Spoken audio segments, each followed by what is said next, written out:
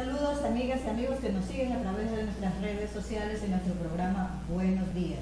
Hoy estamos con Antonia López y José Luis Vera. Ellos son de Aldea SOS. El día de hoy conversaremos sobre la labor que esta ONG ha realizado en territorio ecuatoriano. Muchísimas gracias Antonia y José Luis por acompañarnos. Muchas gracias por la invitación, muy buenos días. Buenos días con todos y todas, un gusto y un placer estar nuevamente en tu programa para poder detallar cuál es nuestra labor y qué es lo que hacemos en campo. Sí. El día de ayer cumplimos un año de una tragedia que renació, que nos trajo mucho dolor a nuestro país, ¿sí? Y el domingo, ¿sí? A las 18:58 Ecuador tembló, pero muchas manos amigas, mucha solidaridad, mucha ayuda llegó para nuestros hermanos damnificados, entre ellos la ayuda de las ONG como Aldea SOS. Quisiera preguntarles a ustedes ¿en qué tiempo llegaron ustedes a las zonas afectadas y qué tipo de ayuda fue la que llevaron? Bueno, primero que nada nosotros nos trasladamos al epicentro de este terremoto a las 72 horas. Cabe destacar que Aldeas Infantiles SOS Ecuador tiene oficinas y filiales ubicadas justamente en Puerto Viejo y en Esmeraldas. Indudablemente que una vez dado el sismo, nosotros nos comunicamos, nuestra oficina nacional a través de nuestro director nacional se comunicó inmediatamente con los directores de las filiales para saber cómo se hallaban y qué situación estaban viviendo las aldeas ubicadas en el lugar del sismo. Una vez... Ustedes tenían oficina en Manabí y en Esmeraldas. Así es, justamente en estas dos provincias se encuentran oficinas nuestras, también que albergan a niños bajo medidas de acogimiento. Entonces nuestro director nacional inmediatamente tomó contacto con los directores de estas filiales para saber que ninguno de nuestros niños y sus familias o aquellos que están en reinserción se encontraban en buenas condiciones. Inmediatamente se pasó la información de que no había afectación a ninguna de estas familias o de nuestros niños, pero indudablemente el panorama comunitario con quienes nosotros entablamos redes de apoyo y demás sí se encontraban afectados. A esto, nuestra oficina nacional con sus asesores se traslada a las 72 horas justamente para levantar un diagnóstico en el lugar y ver cuáles eran las ayudas que necesitaban y operativizar así cuáles eran los canales. Esto también contó con la ayuda inmediata de aldeas infantiles internacionales, como las aldeas de Argentina, Bolivia y Uruguay, que se trasladaron conjuntamente con la Oficina Nacional a los sectores involucrados. ¿Llegaron voluntarios de estos países? Así es. ¿Qué tipo de profesionales, con qué tipo de ayuda profesional llegaron ustedes a esta zona? Bueno, inmediatamente lo primero que había que tener era la emergencia en salud, ¿verdad? Había muchos heridos, había muchas dificultades. Vino una brigada especializada desde Alemania y luego nosotros contratamos un equipo médico nacional articulados con el Ministerio de Salud Pública, que era el organismo rector. Luego nuestras oficinas cuentan con equipos multidisciplinarios como psicólogos, trabajadores sociales, facilitadores comunitarios, que empezaron a hacer todo un abordaje a las familias, a los niños y niñas de estas zonas de intervención. Sí. También crearon un plan de emergencia. ¿De qué trataba este plan de emergencia? Bueno, en el plan de emergencia se contemplaba todo un diagnóstico inicial con las familias. Este diagnóstico situacional de cómo es la realidad en ese momento de crisis que estaba viviendo las familias, ir identificando sus necesidades prioritarias, desde la pérdida total de vivienda, desde el tema de salud básico con los niños, niñas y adolescentes, sobre todo haciendo un énfasis en los grupos vulnerables, porque en estas situaciones de crisis, sobre todo cuando pierden vivienda, los niños, niñas y adolescentes pasan a vivir en un albergue con sus familias, y al pasar a un albergue pierden una serie de situaciones y factores de protección. Se dan situaciones de hacinamiento, se pierde privacidad, individualidad, se comparten muchas cosas, y en ese compartir también hay factores de riesgo, porque hay más de una familia viviendo en un espacio muy reducido. Entonces, en este diagnóstico se fue levantando la información y se fue dando un acompañamiento de diferentes áreas, con profesionales en el área de la psicología, con trabajo social, con facilitadores comunitarios. Entonces, fueron como dos momentos, el tema de intervención directamente con el tema de albergues y con familias que no perdieron su vivienda. Cabe destacar que aquí justamente este equipo multidisciplinario lo que hace es contener, tú sabes, la tragedia familiar. Muchos integrantes de la familia a veces habían fallecido. Habían perdido un familiar, un amigo, un vecino, los niños, un compañerito de escuela, un compañerito de juego, o sea, era una tragedia. Claro, y que toda la rutina cotidiana del niño levantarse, ir a la escuela y de un momento a todo perderlo todo, entonces el plan se concentró en esos niveles. Primero que nada, lo que te decíamos, la asistencia, se hizo una campaña para sacar adelante fondos para, por ejemplo, la alimentación. No tenías alimentación, no había energía eléctrica, no había cómo cargar un celular para poder comunicarte con los amigos, no había agua, toallas. Todas las necesidades básicas en ese momento pasan a ser insatisfechas. Entonces ahí se concentró la ayuda que dio Aldeas Infantiles SOS. Sí. ¿Trabajaron coordinadamente quizás con los municipios, con los GAR, con los ministerios? Indudablemente, toda la ayuda fue canalizada a través del gobierno, porque este es el organismo rector. No solamente la ONG Aldeas Infantiles, sino todas las ONG nos vemos abocados a la coordinación interinstitucional regida a través de la Secretaría de Gestión de Riesgo, del Ministerio de Inclusión Económica y Social, de las gobernaciones propias de las localidades, ¿no? Siempre alineados justamente con las políticas que ellos implementan. Sí. José Luis, una vez que ustedes llegaban a la zona, que hacían un diagnóstico, también contaban con la colaboración de los líderes comunitarios. ¿Cuál era el trabajo que realizaban con esos líderes? Con los líderes comunitarios se brindó un tema de organización, cohesión, integración, conformación de redes protectoras. A lo que se apuntaba era ir generando comunidades protectoras. Esto es capacitándolos, formándolos, sensibilizando sobre la importancia de la protección y acciones de cuidado con las poblaciones más vulnerables. Dentro de todos que estaban en una situación de vulneración, hay grupos aún más vulnerables. Personas con discapacidad, niños, adolescentes, adultos mayores con discapacidad. Es justamente ir generando este nivel de conciencia en estos líderes para que tomen un nivel protagónico con las diferentes familias y comiencen a generar acciones de protección y que sensibilicen a su vez, sean agentes multiplicadores de la información y capacitación que reciben con las familias. Esto genera un impacto positivo, ya que te permite minimizar los riesgos a los que puedan estar expuestos o identificarlos y generar rutas de atención o rutas de denuncia inmediata, sobre todo en estos espacios de mayor vulnerabilidad como son los albergues donde están viviendo los niños, niñas, adolescentes, familias, madres, mujeres embarazadas que vivieron esta catástrofe. Sí. Es importante destacar que con los líderes comunitarios se desarrolló los diagnósticos. ¿Qué más que los propios líderes y lideresas que conocen cuál es el entorno, que conocen cuál es su realidad? Y justamente con ellos, a partir del diagnóstico levantado con ellos, se proponían los planes de desarrollo comunitario. Son ellos los que van a estar permanentemente allí y son ellos los que conocen cuáles pueden ser los socios o los lugares seguros, cuáles pueden ser las rutas. Entonces con ellos prácticamente lo que se hizo fue los diagnósticos y los planes de desarrollo comunitario y nosotros fortaleciendo todas esas capacidades, ¿no? Sí. Ustedes se podría decir que crearon unas campañas justamente por ese tema, una de ellas Palante Ecuador, ¿sí? Cuéntanos acerca de esa campaña. Bueno, la campaña lo que trataba justamente era de movilizar recursos, no solamente económicos, sino también materiales, a través de la donación de agua, toallas, medicinas. Todo esto permitió gestar un acompañamiento hasta el día de hoy, desde ese 16 de abril hasta la presente fecha. ¿Continúan ustedes Nosotros continuamos apoyando justamente a través de las filiales que tenemos allí y tuvimos un grupo humano especializado que acompañó durante un año completo justamente en estos sitios. Nosotros nos concentramos en la provincia de Manabí, en lo que es Puerto Viejo y Pedernales, y en Esmeraldas, en Muisnichamán.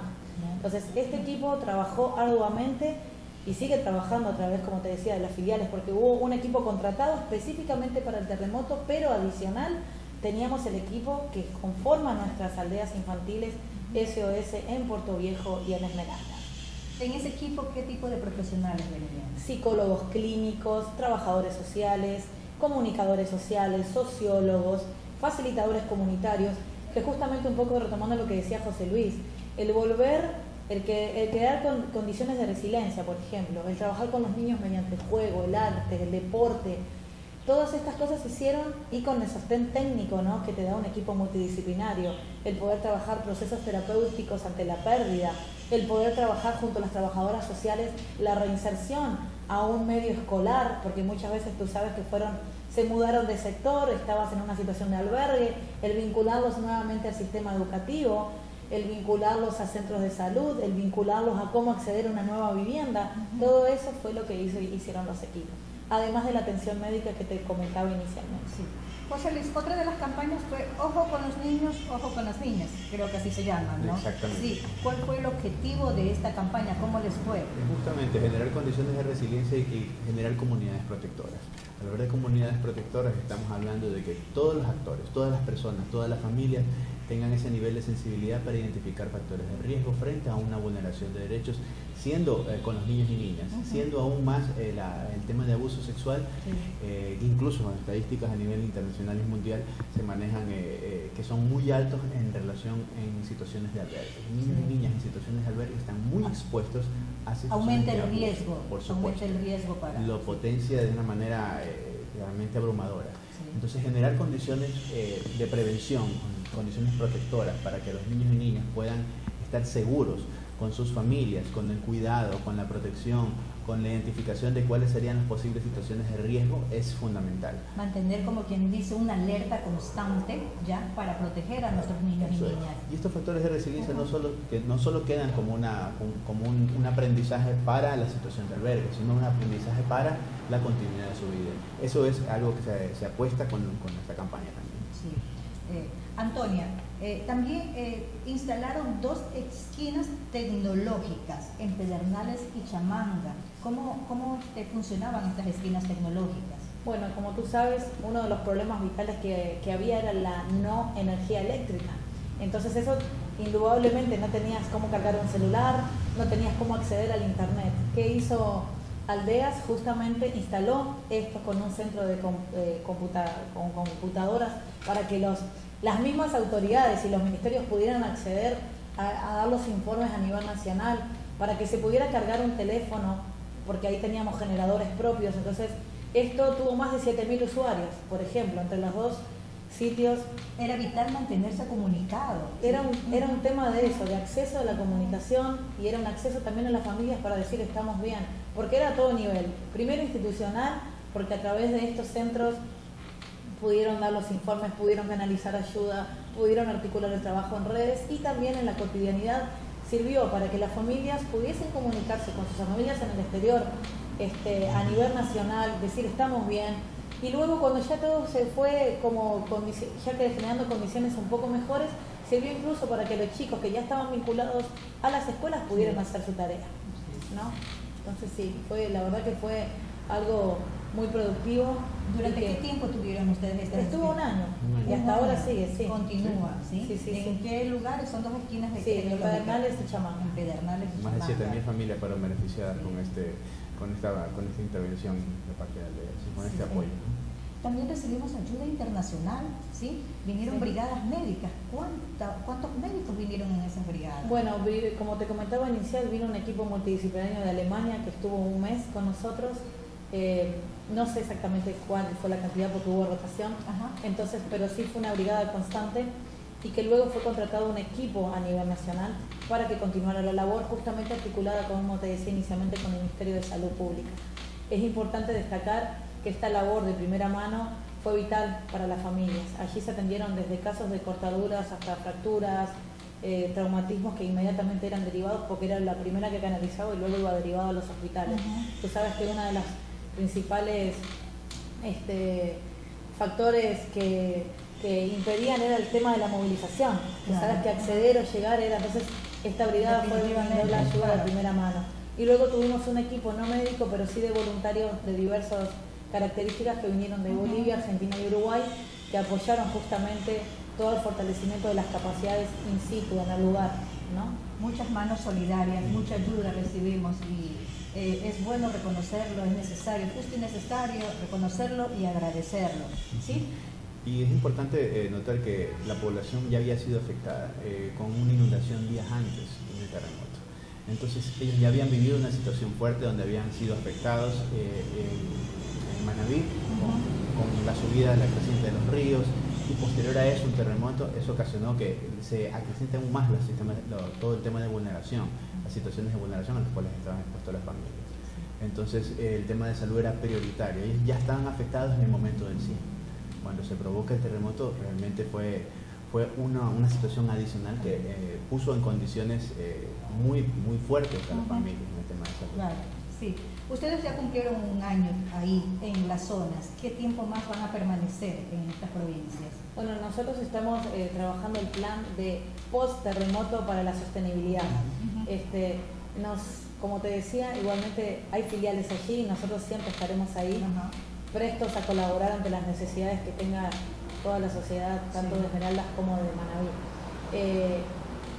Justamente lo que hacemos es fortalecer este desarrollo comunitario, fortalecer las capacidades de líderes y lideresas para gestar su propio desarrollo. Entonces, con este plan de sostenibilidad justamente se trata de viabilizar todas aquellas vinculaciones a educación, al tema ambiental, al tema del Ministerio de Trabajo, con el Ministerio de Vivienda, con todos los ministerios que son los organismos rectores que se hallan ahí y juntamente articular a los sistemas de protección y al trabajo que hacen distintas ONG como la nuestra. Sí, definitivamente realizan también una campaña de prevención, que eso es muy necesario, pues, ¿no? Sí. También quisiera, aprovechando este espacio que tenemos y a través de nuestras redes sociales, quisiera decirles cómo podemos colaborar, cómo puede la ciudadanía involucrarse en esta labor tan solidaria que ustedes realizan. Como es de tu conocimiento, al momento también Manabí se cuenta afectado por todo el tema de inundaciones. Esa es la realidad que vive el pueblo manabita y nosotros a través de nuestra red, que es www.aldeasinfantiles.org.es, pueden acceder y ver de qué manera pueden ayudar. Ahí inmediatamente nosotros estamos en una campaña de búsqueda de recursos económicos y de donaciones que sirvan para ayudar en este momento a más de 2.500 familias que se encuentran afectadas. Y que la ayuda puede ser desde la donación de agua, vituallas, un aporte económico. Todos tenemos algo para dar y nosotros debemos entender algo, que debemos dar de lo que tenemos, no de los que nos sobra. Entonces creo que todos podemos hacer la diferencia. Una vez ya se hizo, que fue aunar los hombros y todas esas manos solidarias a las que tú te refieres. Yo pienso que el pueblo ecuatoriano es un pueblo generoso, es un pueblo solidario y sé que está presto para brindar ayuda, así sea de lo mucho o poco que tenga, ¿no? La solidaridad no es un tema o una conducta de un día, es una forma de vida, siempre con los que más necesitan. José Luis, quizás a través de las redes sociales, ¿dónde los podemos ubicar? A través de las redes sociales los podemos ubicar, tanto sea en Aldeas SOS Ecuador en Facebook, tenemos canales en YouTube de SOS Ecuador Aldeas, y en Twitter también nos pueden encontrar con el @Aldeas SOS Ecuador. Entonces pueden entrar en contacto con nosotros si desean colaborar. Nosotros estamos prestos para poder recibir cualquier tipo de ayuda, la cual vamos a gestionar para que las familias que más necesitan en esta situación de vulneración que se encuentran actualmente con el tema de la inundación, que es a lo que han estado expuestos y es algo que están viviendo en la actualidad estas familias, poder recibir las ayudas correspondientes. No solamente de la ciudadanía, sabemos que hay empresas que tienen el tema de empresa privada que tiene responsabilidad social empresarial. Ellos hacemos un llamado en general que siempre, sea a través de aldeas o a través de otras instancias, sí llamamos a la solidaridad. Bueno, yo les quiero agradecer muchísimo a ustedes, José Luis, Antonia, muchísimas gracias por habernos acompañado en este espacio de Buenos Días y adelante con la labor de Aldeas Infantiles SOS. Muchísimas gracias por su trabajo, por su entrega, su vocación de servicio y solidaridad.